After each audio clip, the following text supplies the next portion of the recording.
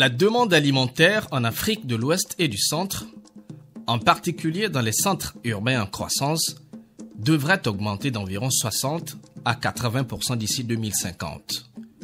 Mais les rendements agricoles ne suivent pas l'augmentation de cette demande. On note une déconnexion entre l'offre alimentaire locale. Cette demande serait le résultat d'un secteur agricole dont 80% est constitué de petites exploitations familiales ayant peu recours ou accès aux technologies. Ces petites exploitations familiales ne sont pas capables d'accroître leur production en quantité et en qualité pour suivre l'évolution démographique, la forte urbanisation et les changements de régime alimentaire associés. D'ici 2050, la demande alimentaire va croître d'environ 60 à 80%. Donc, les partenaires techniques et financiers se sont dit il vaut mieux freiner un peu sur le financement de la recherche, mais financer maintenant la mise à échelle. Comment est-ce que les technologies qui sont trouvées depuis toutes ces années vont vraiment parvenir aux producteurs? Et on a pensé à des méthodes novatrices qui diffèrent de tout ce qu'on faisait avant. Partant de ce postulat, il fallait vite réfléchir et innover. C'est ce qui justifie la mise en œuvre du TARS Pro, le programme de mise à l'échelle des technologies et innovations agricoles pour l'accroissement de la résilience des systèmes de production et des exploitations familiales en Afrique de l'Ouest et du Centre.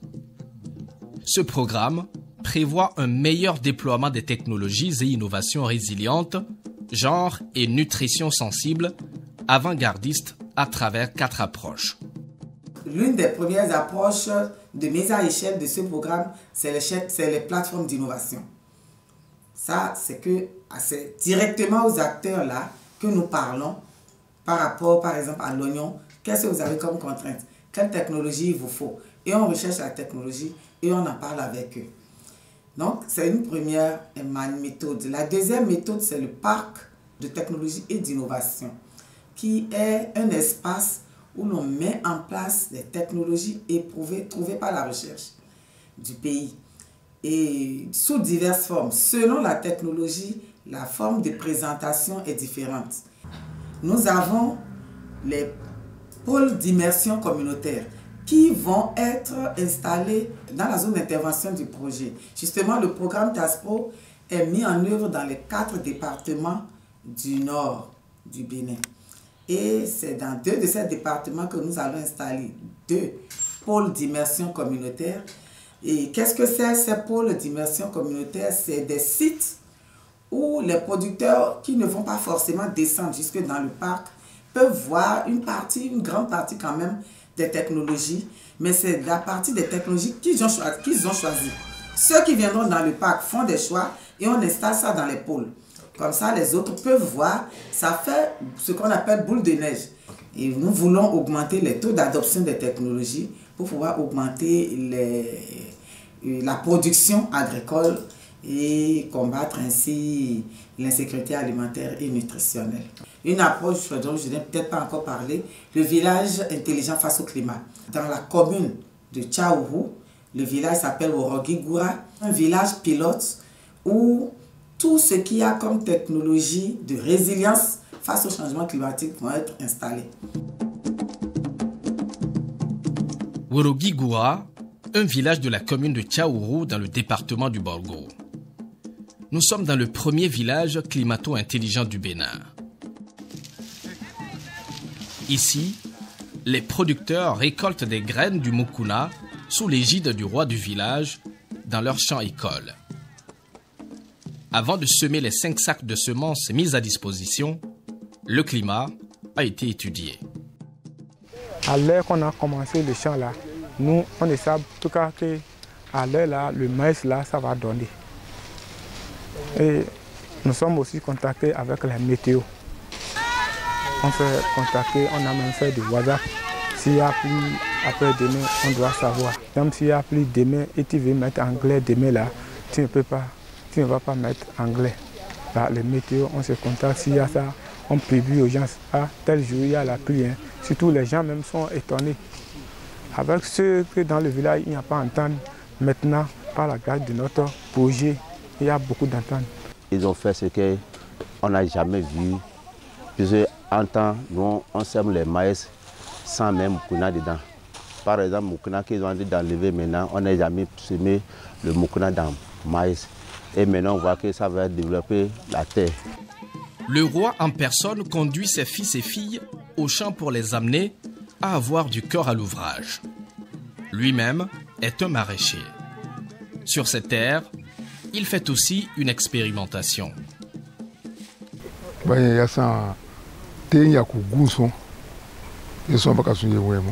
Donc il y a batterie engrais et durée. Bah ma qui bien suye dende quoi. Bah ça y est dende moi ça de dende fico. Et ça va pas qu'à souiller na en mai. Mais ça quoi jardin beko. Ça y est document.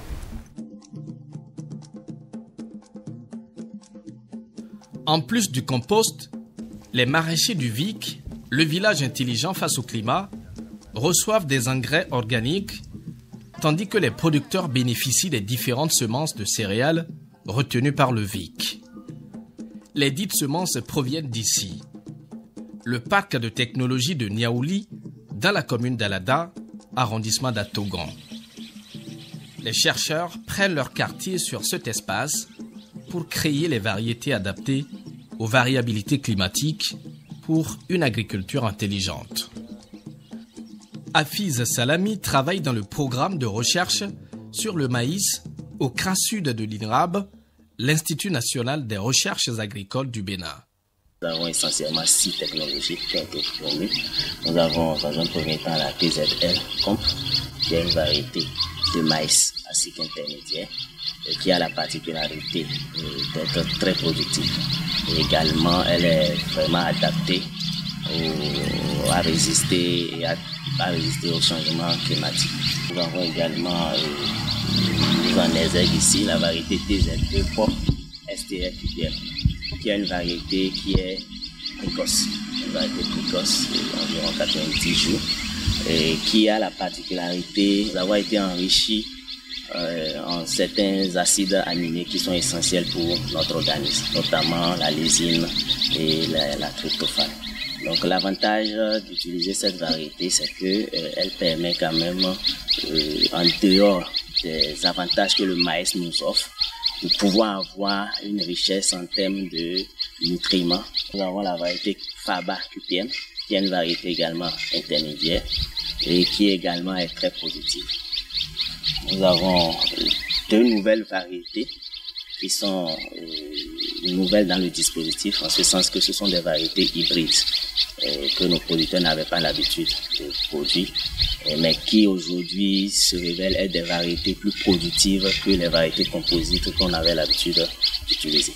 Donc à travers ce parc, nous avons voulu mettre en exergue ces 2 variétés hybrides-là. Il s'agit de la EEH-UV119 et de la EYQH34. Donc la EY est une variété jaune, une variété hybride de couleur jaune et qui également a été enrichie en provitamine A. La provitamine A est très intéressante, c'est de la vitamine A, bien évidemment. Et nous savons bien le rôle que cette vitamine-là peut jouer, notamment chez les enfants, même au niveau des adultes. Donc elle a cet avantage-là.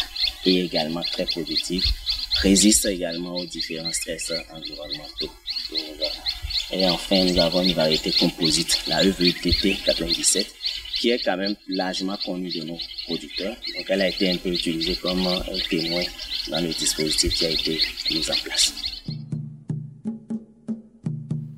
Le TARS Pro a apporté la lumière à Worogi Goura, au grand bonheur de la présidente du VIC.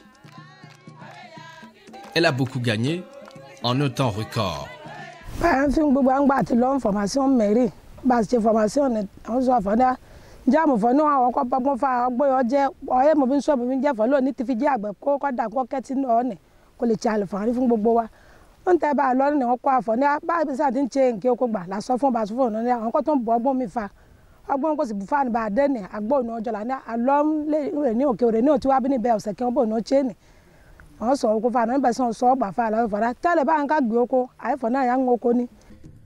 Outre les céréales, les technologies et innovations ont aussi touché les racines et tubercules. À Niaouli, les spécialistes des racines et tubercules ne dorment point sur leur laurier. Sur cette parcelle de TASPRO, l'unité de recherche sur les racines et tubercules a installé 5 technologies. 5 technologies qui concernent le manioc. Et la première technologie est sur les variétés de manioc à chair jaune, ainsi que la deuxième technologie. Et c'est des variétés dont les noms sont le I011 412 et le I070 539. C'est des variétés riches en bêta-carotène. Ces variétés-là sont destinées à corriger la malnutrition chez les enfants.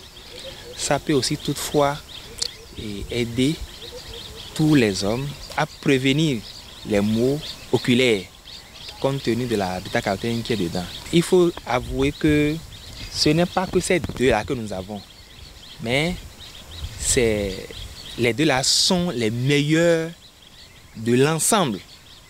Sinon, il y avait au départ 16, mais après les études, nous avons retenu 5, et des 5, nous avons pris les 2 meilleurs. Et il faut dire que même en milieu réel, nous avons déjà introduit auprès de 300 producteurs. Les innovations technologiques sont aussi rentrées dans le milieu des éleveurs. L'approche d'intervention de TASPRO permet de rendre disponible l'alimentation. Et si la technologie est mise à l'échelle au plan national, on parlera de l'imitation de la transhumance. Bonina Gorko vit avec son bétail à Yoruba Paro. Il témoigne. Johnny, Pudoko, et Naniri Bellum Makosane, Johnny, Mardi Woduda, Do ni Dura, ni haide me goddo, I got no wondi wahala. Nyawia, Nyandia, Gonge Dura Jairi Mada, na no na fue mano. Tonge boy, Tonge Nyawia, Tonge hide me goddo, Hetawa wahala nati. Be daninga kade nyaw. Allah wadi do Pudoko Bellum no weliri en puy, no hebiri ko go wadi de Jairi medi. Nagge nyawa ngeno nyandu ngeno do ngodi woni di majji Dura. Kanyu du weliri en do nyande maw Pudoko. En andi kade ene he remobe gon e be mardi on pettum odoho baali e woda kade nananu gombe yayo ni. Toujours dans l'optique de faciliter la vie à nos compatriotes du monde rural, l'autre approche globale d'intervention du TASPRO est le PIC, le pôle d'immersion communautaire. À cette phase expérimentale, il y a 2 PIC au Bénin. Celui de Guinirou à Tchaourou et le deuxième à Awanlak-Peloudé dans la commune de Waké. À Guinirou, les producteurs innovateurs et transformatrices innovatrices travaillent avec les moyens techniques dont ils disposent. La tomate est bien transformée. Il existe la version saumure comme la version purée. Tout ceci est réalisé sous la coupole des experts. Marcelin Alagbé en est un. Il s'occupe à transmettre le savoir aux jeunes producteurs et transformatrices innovants pour faciliter la mise à l'échelle des innovations. Nous avons plusieurs technologies. Je vais commencer par le maïs. Au niveau de la technologie sur le maïs, nous avons parlé d'une variété améliorée à cycle court. C'est la variété 2000 Ciné W. Cette variété, c'est une variété de 75 jours que nous avons essayé d'introduire ici avec les bonnes pratiques agricoles. Et cette technologie a été testée et nous avons eu de meilleurs résultats. Nous sommes autour de 4 tonnes à l'hectare, après extrapolation bien entendu. Après, nous avons parlé du soja, TGX 1910-14F. Cette variété a été une variété aussi de cycle court et elle a été introduite ici avec inoculation. Après ça, nous avons une autre technologie sur la tomate. La tomate, c'est En période d'abondance, il y a beaucoup de tomates dans le milieu. Et il était question d'introduire une technologie pour conserver ces tomates-là. Nous avons introduit donc la technologie de saumure de tomates. Nous mettons la tomate dans une solution d'eau pour la conserver pendant 6 mois et plus. Nous autres techniciens, nous appuyons les producteurs et c'est les producteurs eux-mêmes qui mettent en place ces innovations. Et nous les suivons par les traits techniques appropriés pour le bon développement des plants.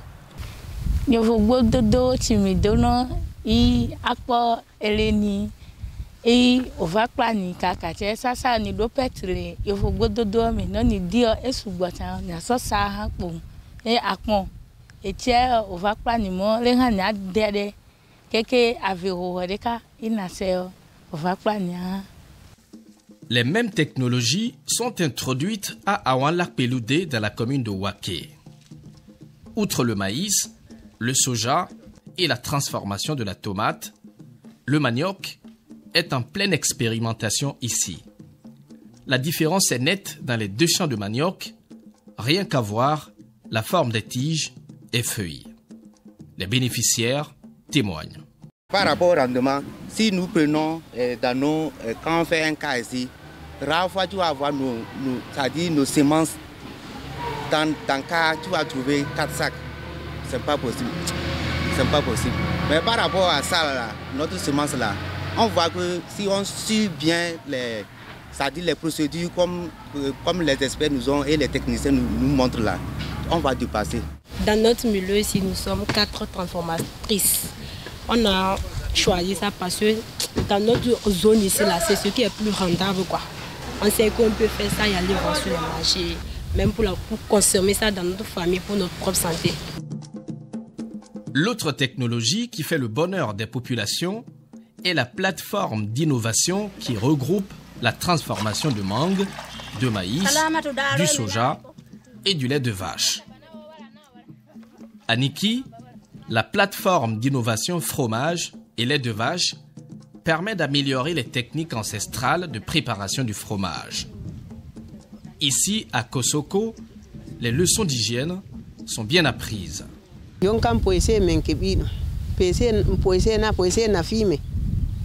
Allah barke magga hukime banki joni hanne godo una no do fu min gatta ba hala sai min gara min cutta cede amen min gadira to min ke boy min bittina men desa na fi men bo weli men wodi men min kokkolama kokke sabu majju min kokkama pande min kokkama tasaji Allah barke poisen. Nous on transformait le lait de vache. Bon, premier on fait le tamis. Après, on passe aux pasteurisations. Nous, on n'a pas des expériences, on n'a pas un matériel pour pouvoir vérifier la température. Mais nous, on mettait le doigt pour pouvoir savoir si le calotropisme a eu lieu de naître. Mais grâce à ce projet, ils nous ont montré si le lait se chauffe à une température degré, le crème reste au niveau de la surface. Là, à ce niveau, on peut mettre le calotropisme. Le fromage, une fois cuit, prend parfois une couleur rougeâtre. Les transformatrices savent attirer leur clientèle en faisant la coloration avec ces astuces traditionnelles. Si on amène le fromage blanc et le fromage rouge au marché, c'est le produit rouge, c'est le fromage rouge qui coule plus que le fromage blanc. Tars Pro a aidé les transformatrices du lait de vache en fromage à améliorer leur technique en insistant beaucoup plus sur l'hygiène. Le programme est allé plus loin en dotant la coopérative laitière du Borgou Est, antenne Niki créée en 2010, d'équipements et matériel pour le respect de la démarche qualité. Cette unité de transformation plus moderne est située au centre-ville de Niki et fabrique plusieurs produits dérivés du lait de vache. Dimon Bilikisu est la responsable de la coopérative laitière du Borgou Est. Elle est aussi la secrétaire générale de la plateforme. Dans son unité de transformation, les techniques utilisées sont d'actualité. TASPRO a fait venir ici des techniciens qui nous ont formés et sur les bonnes pratiques d'hygiène et même la production du fromage, la transformation du lait de vache en diverses et en de différentes qualités de fromage. Entre-temps, nous ne faisions que du fromage frais. Aujourd'hui, avec le biais du TASPRO et des techniciens qui interviennent dans ce domaine-là, nous avons découvert les fromages. Par exemple, nous avons fait ici de petits suces et nous avons appris aussi des techniques de conservation du fromage Wagashi Gassire. Aujourd'hui, notre fromage peut traverser les frontières sans que ça ne perde sa qualité. Entre-temps, nous utilisons de Calotropis procera pour faire du fromage et notre rentabilité n'était pas si grande. Maintenant, avec le renforcement de capacité au niveau de la transformation, on nous a appris d'autres techniques qui nous permettent aujourd'hui de sortir un peu plus, un grand nombre, on a un grand rendement comparativement à ce qu'on faisait avant l'arrivée de ce projet. Quand celle-ci transforme, il y a plusieurs produits qui sortent. Il y a le fromage, il y a, à l'unité ici, ils font le yaourt, ils font l'huile de vache, et ils font autres produits aussi, tout ce qui dérive du lait. Donc celles qui commercialisent ça prennent, il y a les commerçantes, les prennent ici ou au niveau des transformatrices, dans les groupements ou au niveau des transformatrices individuelles, et revendent aux consommateurs qui les achètent. Le projet TASPRO, en fait, c'est lui qui nous a organisés. Voilà, parce que ça se faisait de façon disparate. Donc le projet TASPRO est venu nous mettre en équipe. Donc c'est le projet TASPRO qui a mis en place cette plateforme-là. C'est ce projet qui nous a donné l'idée, qui nous a montré l'importance de nous réunir, bien que chacun a son activité différente de l'autre, mais qui se complètent en fait. Il fallait donc faire ça pour mieux profiter de ce qu'on fait. Au Bénin, le fromage ne provient pas que du lait de vache, mais aussi du soja. À Ndali, l'intervention de la plateforme d'innovation soja a permis la transformation de cette céréale en fromage. Au siège de l'unité de transformation des femmes de Ndali, Salamatou Boukor est à l'œuvre. Il est loisible de suivre de bout en bout le processus de transformation des graines de soja en fromage coloré.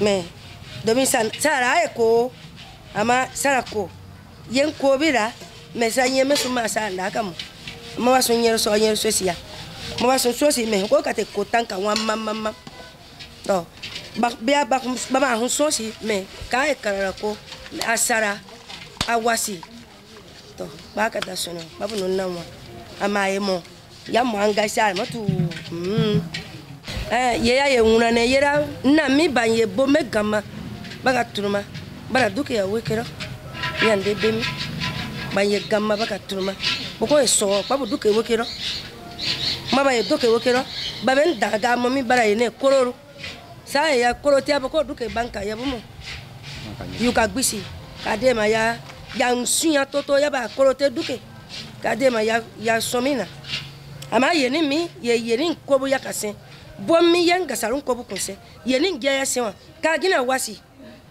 ka gina karara ko simuya pa wasi ko bu gidan saka ba hede nam ba hede soa. Les recherches sortent des tiroirs les technologies qu'ils ont découvertes dans les laboratoires. À cette phase expérimentale, les premières conclusions sont intéressantes. Le premier bilan, c'est le maïs, la variété 2000 Ciné W. C'est une variété qui a fait ses preuves. Elle a montré la preuve de sa précocité, elle a montré la preuve de son rendement.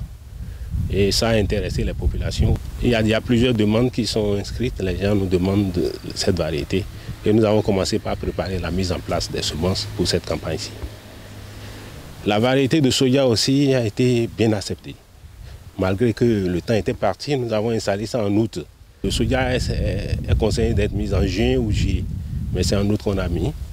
Mais son développement végétatif a intéressé les populations, sa production également.